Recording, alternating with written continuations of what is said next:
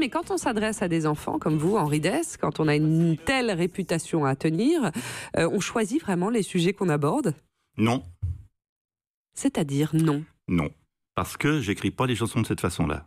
J'ai jamais eu la moindre idée de ce que j'allais écrire quand j'ai commencé à me mettre à table pour commencer une chanson. Jamais. Jamais. C'est-à-dire que ça commence toujours par la mélodie. Je cherche une mélodie. C'est d'abord la mélodie. C'est toujours la mélodie qui s'installe.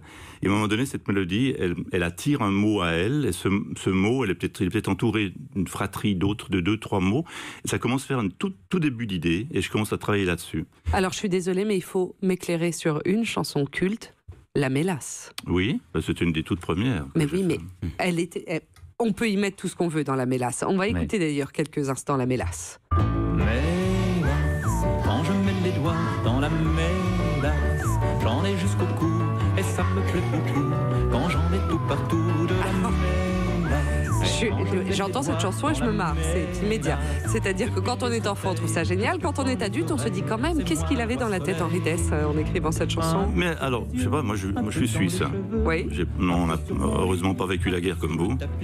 Et en Suisse, le miel était rare. Donc on a fabriqué une espèce de l'exsudate, je sais pas comment on veut dire, de miel qu'on appelait la mélasse, qui était faite avec je sais pas quoi. Oui, de déchets de miel. Et ça non, même pas, il n'y avait pas de miel, c'était autre chose. Oui, une sorte de conglomérat.